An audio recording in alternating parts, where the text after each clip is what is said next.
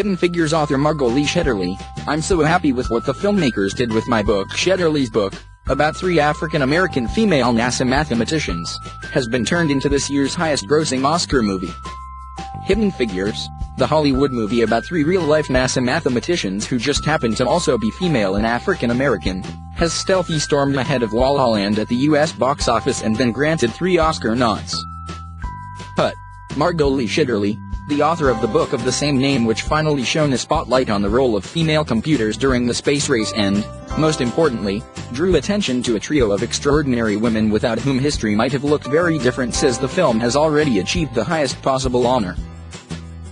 Hidden Figures chronicles the contributions of Katherine Johnson, Empire's Taraji P. Henson, Dorothy Vaughan, Octavia Spencer, and Mary Jackson, singer Janelle Monáe. These women defied sexism, racism, and segregation to become central to NASA's bid to put an American into space, their calculations helping to send Alan Shepard and John Glenn into orbit and back to Earth again. They were, in order, the first woman to be admitted to NASA's all-male task force, the first black manager, across any division, male or female, and the first black female engineer. It has only taken 50 years for them to get the recognition they deserve.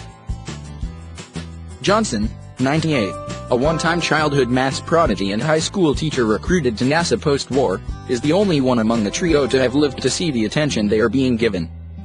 The film might be among the Best Picture nominations at this year's Academy Awards, and Spencer is up for Best Supporting Actress, but to Shetterly the biggest accolade was the fact that a living legend, Johnson, and her family adored it. I'm so happy with what the filmmakers did.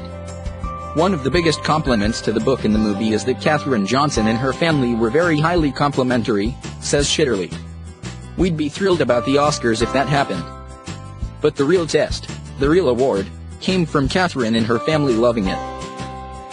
Shetterly, who like the women featured in Hidden Figures, lived in Hampton, Virginia, where NASA's Langley Outpost is stationed, albeit a handful of decades later, knew their story almost all her life.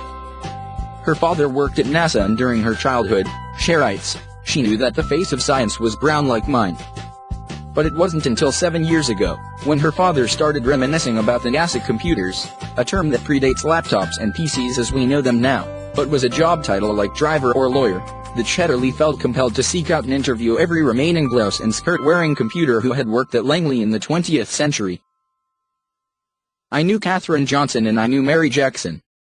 She, actually, at one point worked for my dad. But I didn't really know, in the way that as a kid you don't really pay attention to these things, what they did. They were just people in the neighborhood, she says. I started digging into who they were as professional people. You know, there were so many amazing women. One of the hardest things was not being able to make the story about all of them, she reveals. She chose Johnson, Vaughan, and Jackson, firstly because they were truly exceptional. The second reason was that they had spent their whole careers at Langley. They weren't women who came during the war, then got married and left, or went to another center. Their lives in many ways intersected these big sweeps of history. You have Dorothy Vaughan, who was a teacher at the high school where the students eventually initiated the Brown v. Board of Education ruling that, in legal terms, ended segregation in public schools in the United States, which is amazing. Katherine Johnson actually integrated the public university in West Virginia. And Mary Jackson had to petition state courts to be allowed to attend an all-white college to get the qualifications needed to become an engineer.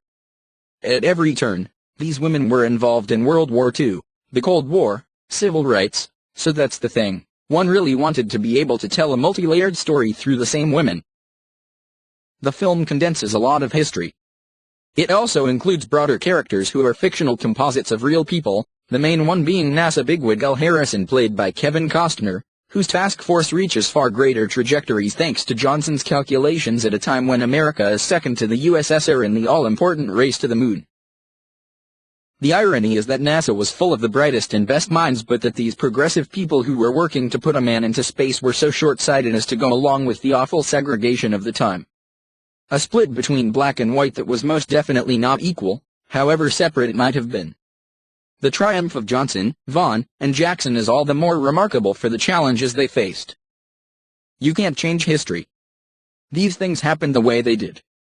What you can change is how you look at it and how you understand that it takes the good moments and it takes the difficult moments to move forward, says Shetterly.